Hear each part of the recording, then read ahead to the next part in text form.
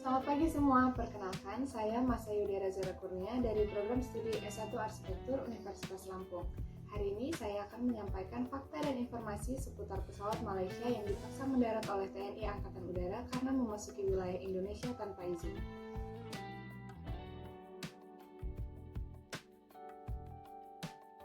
Fakta pertama, sebuah pesawat Malaysia dipaksa mendarat di Pangkalan Udara Hang Nadiem Batam, Kepulauan Riau pada Jumat 13 Mei 2022 kemarin. Pesawat tersebut dilaporkan telah memasuki wilayah Indonesia tanpa izin. Fakta kedua, berdasarkan keterangan resmi dari Dinas Penerbangan TNI Angkatan Udara, pesawat sipil asing unscheduled dengan call sign VOR-06 nomor registrasi GD-VOR tipe DA62 itu merupakan pesawat milik sebuah perusahaan Malaysia. Fakta ketiga, pesawat tersebut juga tidak memiliki kelengkapan dokumen penerbangan dan diterbangkan oleh pilot berinisial MGP yang merupakan warga negara Inggris, serta co-pilot dan krunya. Fakta keempat, pilot dan kru diperiksa lebih lanjut di ruang isolasi Air Navy Batam. Dari hasil pemeriksaan, penerbangan tersebut tidak dilengkapi dengan flight clearance dan flight approval.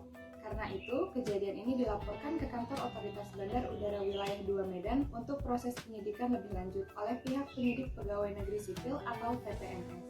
Fakta kelima, setelah proses penyidikan selesai dan tidak ditemukan barang berbahaya dalam pesawat, maka pesawat tersebut diizinkan untuk terbang kembali ke Malaysia.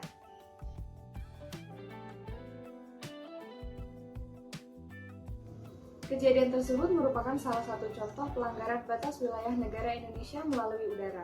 Maka dari itu, Indonesia memiliki peraturan yang harus diterapkan dengan baik agar kejadian pelanggaran batas wilayah tidak meningkat. Peraturan tersebut sudah tercantum pada pasal-pasal tentang batas wilayah.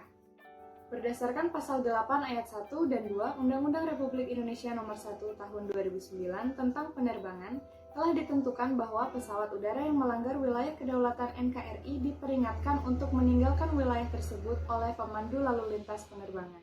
Dalam pasal 63 Peraturan Pemerintah Republik Indonesia Nomor 3 Tahun 2001 tentang keamanan dan keselamatan penerbangan yang menyatakan bahwa terhadap pelanggaran wilayah udara Republik Indonesia dan atau kawasan udara terlarang oleh pesawat udara sipil, dilaksanakan penegakan hukum yang harus menjamin keselamatan dan keamanan awak pesawat, penumpang, dan pesawat udara oleh TNI Angkatan Udara.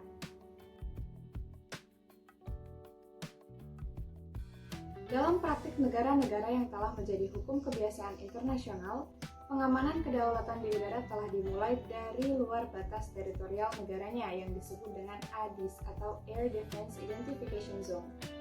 Kawasan Identifikasi Pertahanan Udara atau ADIZ adalah suatu zona bagi keperluan identifikasi dalam sistem pertahanan udara suatu negara.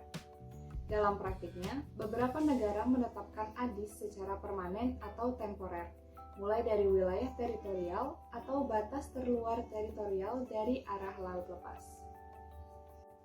Penerapan ADIZ di Indonesia terbentang di atas Pulau Jawa, dengan luas keseluruhan berbentuk 4 persegi panjang dengan ukuran lebar dari utara ke selatan 180 nm dan panjangnya dari barat ke timur 390 nm.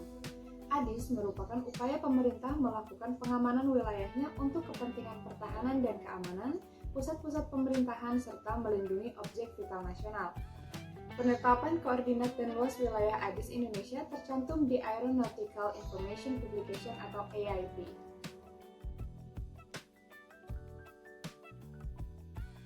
Pesawat sipil asal Malaysia diperintahkan untuk mendarat oleh TNI Angkatan Udara di Pangkalan Udara atau Lanut Hang Nadiem Batam, Kepulauan Riau pada Jumat 13 Mei 2022.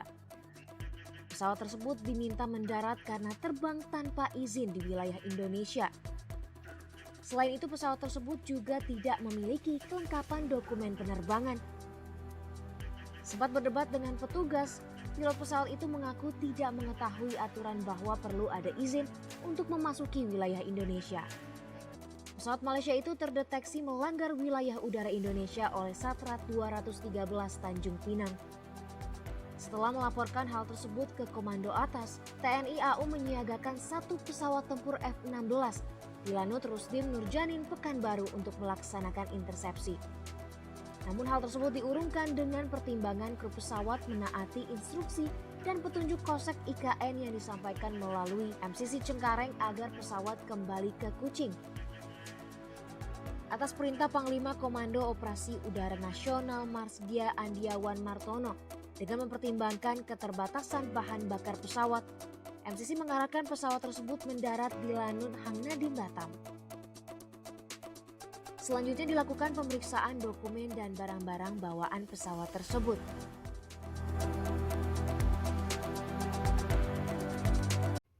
Dari berbagai kejadian pelanggaran perbatasan wilayah Indonesia, sebaiknya pemerintah dan TNI dapat selalu bertindak sigap sebelum pelanggaran batas wilayah ini dapat mengancam kedaulatan negara.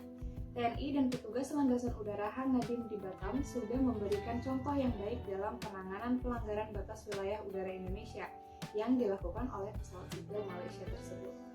Sekian fakta-fakta dan informasi mengenai pesawat Malaysia yang dipaksa mendarat oleh TNI Angkatan Udara akibat memasuki wilayah Indonesia tanpa izin. Selamat pagi dan sampai jumpa.